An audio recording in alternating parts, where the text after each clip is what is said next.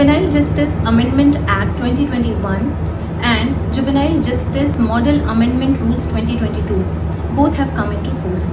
They became effective from 1st of September 2022. तो जो 2015 वाला प्रिंसिपल एक्ट है और 2016 वाले प्रिंसिपल मॉडल रूल्स हैं उनमें कुछ चेंजेस आए हैं। इसके अलावा कारा की जो 2017 वाली अडॉप्शन रेगुलेशंस थी उनमें सितंबर 2021 में कुछ अमेंडमेंट्स लाए गए थे, लेकिन अभी 23 सितंबर 2022 को नई अडॉप्शन रेगुलेशंस नोटिफाई कर दी गई है। जुवेनाइल जस्टिस एक्ट में क्या मेजर अमेंडमेंट्स आए हैं उसके बारे में मैंने एक वीडियो बनाया था। जे मॉडल रूल्स में क्या चेंजेस किए गए हैं और जो नई अडॉप्शन रेगुलेशंस 2022 हैं वो क्या कहती हैं, इस पर मैं एक वीडियो बनाऊंगी। पर हाल फिलहाल कुछ व्यूअर्स ये जानना चाहते हैं कि जुवेनाइल जस्टिस बोर्ड की फंक्शनिंग में उसके प्रिंसिपल मैजिस्ट्रेट और उसके अलावा जो दूसरे 2 मेंबर्स होते हैं उनके बीच एज पर लॉ क्या इक्वेशन रहती है या रहनी चाहिए। So in today's video I shall be briefly talking about this. J act की धारा 4 के अधीन ये राज्य सरकार की जिम्मेदारी है कि वो अपने प्रत्येक जिले में आवश्यकता के अनुसार एक या अधिक जेजेबीज का गठन करे।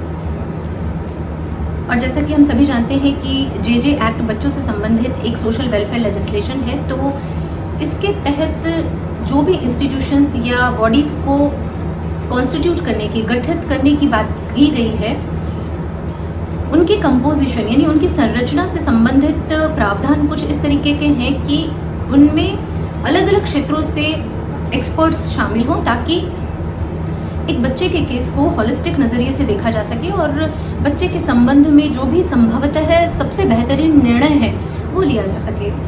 तो जुवेनाइल जस्टिस बोर्ड, जिसे हम हिंदी में किशोर न्याय परिषद कहते हैं, चूँकि एक जुडिशल बॉडी है, इसका काम जुडिशल नेचर का है, तो स्वाभाविक सी बात है कि इसका जो प्रिजाइडिंग ऑफिसर है वो एक जुडिशल ऑफिसर होगा। जे एक्ट में इसे प्रिंसिपल मैजिस्ट्रेट कहा गया है और कानून ये कहता है कि इस पोस्ट पर एक ऐसे फर्स्ट क्लास जुडिशल मैजिस्ट्रेट को अपॉइंट किया जाएगा जिसके पास कम से कम 3 साल का वर्क एक्सपीरियंस हो। चीफ जुडिशल मैजिस्ट्रेट या चीफ मेट्रोपॉलिटन मैजिस्ट्रेट को इस पोस्ट के लिए डेजिग्नेट नहीं किया जा सकता है, ये बात एक्ट में ही क्लियर कर दी गई है। तो प्रिंसिपल मैजिस्ट्रेट जो कि जुडिशल ऑफिसर है, तो उसकी सर्विस से रिलेटेड जो भी टर्म्स एंड कंडीशंस हैं वो स्टेट जुडिशल सर्विसेज रूल्स से गवर्न होते हैं। लेकिन जो दूसरे 2 मेंबर्स होते हैं उनका appointment state level selection committee के रिकमेंडेशन पर स्टेट गवर्नमेंट करती है और इनका जो टेन्योर है वो 3 साल का होता है और इन मेंबर्स को ज़्यादा से ज़्यादा मैक्सिमम 2 टेन्योर्स मिल सकते हैं और इनके टेन्योर से रिलेटेड जो भी टर्म्स एंड कंडीशंस हैं वो जे एक्ट और जे रूल्स से गवर्न होते हैं। तो कानून में ये कहा गया है कि ये जो मेंबर्स हैं ये जहाँ तक संभव हो अलग अलग फील्ड से होने चाहिए और एक महिला सदस्य होनी चाहिए। इनकी जो उम्र है वो 35 साल से कम नहीं हो सकती है और 65 साल से ज़्यादा नहीं होगी। जे बोर्ड में प्रिंसिपल मैजिस्ट्रेट के अलावा जो दूसरे 2 मेंबर्स होते हैं उनके लिए एक्ट में सोशल वर्कर्स यानी कि सामाजिक कार्यकर्ता नाम दिया गया है, लेकिन ये नॉमेनक्लेचर थोड़ा सा मिसलीडिंग है क्योंकि ऐसा नहीं है कि इस पोस्ट पर सिर्फ उन व्यक्तियों को अपॉइंट किया जाएगा जो कन्वेंशनली सोशल वर्कर ही हैं या जिनके पास सोशल वर्क की ही डिग्री है। एक्ट में इन्हें सोशल वर्कर कहा गया है, लेकिन आगे रूल्स में ये क्लैरिफाई किया गया है कि जे सिस्टम में सोशल वर्कर का जो डेजिग्नेशन है और क्वालिफिकेशन है वो अलग है और जे बोर्ड के सोशल वर्कर मेंबर की जो क्वालिफिकेशन है वो अलग है। तो एक्ट और रूल्स में ये कहा गया है कि बोर्ड के सोशल वर्कर मेंबर के पद पर या तो ऐसे व्यक्ति को नियुक्त किया जाएगा जिसके पास चाइल्ड हेल्थ या चाइल्ड एजुकेशन या चाइल्ड वेलफेयर के फील्ड में कम से कम 7 सालों का सक्रिय अनुभव हो, या फिर ऐसे व्यक्ति को अपॉइंट किया जाएगा जो कि एक क्वालिफाइड प्रैक्टिसिंग प्रोफेशनल हो जिसके पास साइकोलॉजी या साइकाइट्री या सोशियोलॉजी या लॉ से रिलेटेड डिग्री हो। वैसे जो वैकेंसी निकलती है तो जो ये प्रैक्टिसिंग प्रोफेशनल्स हैं इनके लिए भी 7 इयर्स का एक्सपीरियंस मांगा जाता है। तो पॉसिबल यहाँ पर है कि एक सोशल वर्कर जिसके पास पर्याप्त अनुभव है उसे भी अपॉइंट किया जा सकता है। इसके अलावा एक अनुभवी डॉक्टर या लॉयर या टीचर या साइकोलॉजिस्ट को भी इस पद पर अपॉइंट किया जा सकता है। तो सवाल यहाँ पर ये नहीं उठना चाहिए कि बोर्ड में कौन ऊपर है कौन नीचे है, या किसकी क्वालिफिकेशन ज़्यादा है किसकी कम है, किसका एक्सपीरियंस ज़्यादा है या कम है। समझने वाली बात यह है कि 3 मेंबर्स से मिलकर एक बोर्ड बनता है और ये बोर्ड एक बेंच की तरह काम करेगा। Yes, for effective functioning, administrative role has been assigned to the presiding officer, लेकिन किसी भी केस में उसके मेरिट के बेसिस पर उसके बारे में ओपिनियन देने का जो काम है वो सभी का है। तो किसी सोशल वर्कर मेंबर को एक प्रकरण में अपना मत अभिव्यक्त करने से कोई वंचित नहीं कर सकता है। हाँ, जहाँ तक ऑर्डर्स लिखने की बात है तो क्योंकि जुडिशियल ऑफिसर्स इस पक्ष को लेकर के ज़्यादा अवगत हैं, इस बारे में ट्रेंड हैं, क्वालिफाइड हैं, तो ऑर्डर्स लिखने का काम वही करते हैं। वैसे जो रूटीन छोटे छोटे ऑर्डर्स हैं वो तो सभी फॉर्मेट्स में दिए गए हैं। बच्चे और बच्चे के परिवार से बातचीत करने और उनसे संबंधित जो सोशल और साइकोलॉजिकल या दूसरे पहलू हैं उनको समझने का जो काम है, वहाँ पर सोशल वर्कर मेंबर्स ज़्यादा बेहतर तरीके से अपनी भूमिका निभा सकते हैं। इसके अलावा जो एडिशनल ड्यूटीज़ हैं जैसे कि रिपोर्ट या रिकॉर्ड को मेंटेन करना है, CCIs को विज़िट करना है, जेल्स में विज़िट करना है, मीटिंग्स या कॉन्फ्रेंसेस में पार्टिसिपेट करना है, अवेयरनेस कैंप को अटेंड करना है, these can be planned and delegated as per the requirement. The beauty of the JJ Act is amalgamation of legal and social as well as other relevant aspects, and these forces should work in coordination with each other, not in conflict with each other. एक सवाल जो कई लोगों के मन में आता है वो ये है कि अगर ऐसी स्थिति आती है कि JJB में जो मेंबर्स हैं उनमें एक मत नहीं हो पाता है तो फिर यहाँ फैसला कैसे दिया जाएगा।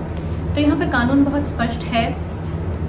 एक्ट का सेक्शन 7 का सबसेक्शन 4 ये कहता है that in the event of difference of opinion among the members of the board the opinion of the majority shall prevail, and if there is no such majority then the opinion of the principal magistrate shall prevail. तो अगर किसी case में 2 social worker members के बीच में एक मत है और प्रिंसिपल मैजिस्ट्रेट का कुछ और ओपिनियन है, तो यहाँ जो दोनों सोशल वर्कर मेंबर्स का ओपिनियन है वो फैसला बनेगा और प्रिंसिपल मैजिस्ट्रेट का जो ओपिनियन है वो डिसेंटिंग ओपिनियन होगा। अगर किसी केस में एक सोशल वर्कर मेंबर और प्रिंसिपल मैजिस्ट्रेट का एक मत है तो यहाँ पर उनका जो ओपिनियन है वो फैसला बनेगा और जो दूसरा सोशल वर्कर मेंबर अपना एक अलग ओपिनियन रखता है वो अपना डिसेंटिंग ओपिनियन रिकॉर्ड कर सकता है। अगर किसी प्रकरण में ऐसा होता है कि तीनों के ही मत बिल्कुल अलग अलग हैं तो फिर यहाँ पर जो प्रधान मजिस्ट्रेट का ओपिनियन है वो फैसला बनेगा। JJB को सभी वर्किंग डेज पर अपनी सिटिंग देनी होती है और एक सिटिंग कम से कम 6 घंटे की होती है। सिटिंग के दौरान अगर कोई मेंबर्स प्रेजेंट नहीं है तो भी प्रोसीडिंग्स तो चलेंगी, कार्यवाही तो होगी और इंटरिम ऑर्डर तो कभी भी इशू किए जा सकते हैं। लेकिन जहां फाइनल डिस्पोजल ऑर्डर इशू करना है या फिर किसी प्रकरण को चिल्ड्रन कोर्ट को ट्रांसफ़र किया जाना है तो इस तरह के ऑर्डर्स के लिए कम से कम 2 मेंबर्स जिनमें प्रिंसिपल मैजिस्ट्रेट भी हो उनकी उपस्थिति अनिवार्य है। When the board is not in sitting, जब बोर्ड बैठक नहीं कर रहा है लेकिन कोई मामला आ जाता है तो ऐसे में बच्चे को इंडिविजुअल मेंबर के सामने पेश किया जा सकता है। जैसे कि छुट्टी का दिन है या संडे है या ऑड आवर्स हैं, जैसे कि रात का समय है और कोई अर्जेंट मैटर आता है तो यहाँ पर इसकी रिपोर्ट इंडिविजुअल मेंबर के सामने लगाई जा सकती है, बच्चे को उनके सामने पेश किया जा सकता है और ऐसे में जो इंडिविजुअल मेंबर ऑर्डर देगा वो इंटरिम ऑर्डर होगा। It needs to be ratified in the next sitting of the board. और इस तरह के पर्पस के लिए प्रिंसिपल मैजिस्ट्रेट को एक मंथली ड्यूटी रोस्टर बनाना होगा। बोर्ड जहां अपनी बैठक करेगा, जिस तरीके से काम करेगा वो चाइल्ड फ्रेंडली होना चाहिए और इसीलिए कानून में ये प्रावधान है कि चाहे प्रिंसिपल मैजिस्ट्रेट हो या सोशल वर्कर मेंबर्स, अपॉइंटमेंट के बाद इनकी इंडक्शन ट्रेनिंग होना ज़रूरी है। इनकी नियुक्ति के बाद 60 दिनों के भीतर उनकी ट्रेनिंग हो जानी चाहिए और ये ट्रेनिंग कम से कम 15 दिनों की होनी चाहिए। तो ये जो प्रशिक्षण है इसका फोकस खास 2 पहलुओं पर रहता है। पहला, इन मेंबर्स को child related laws JJ act और इसके तहत जो रूल्स और रेगुलेशंस हैं उनके बारे में इन्हें अच्छे से अवगत करना, और दूसरा चाइल्ड फ्रेंडली टेक्निक्स और एटीट्यूड के साथ इन्हें सेंसिटाइज करना। जेजे बोर्ड के डिसीजन के खिलाफ अपील कहाँ होगी, बोर्ड की पेंडेंसी का रिव्यू कौन करेगा, बोर्ड के जो सभी सदस्य हैं उनकी परफॉर्मेंस का अप्रेजल कैसे होगा, और अगर इन सदस्यों के खिलाफ कोई शिकायत है, किसी को कोई ग्रीवांस है, तो उसे कैसे एड्रेस किया जाएगा, इन सभी को लेकर के जेजे एक्ट और रूल्स में प्रावधान है। I will make a separate video on that. Thank you for being here.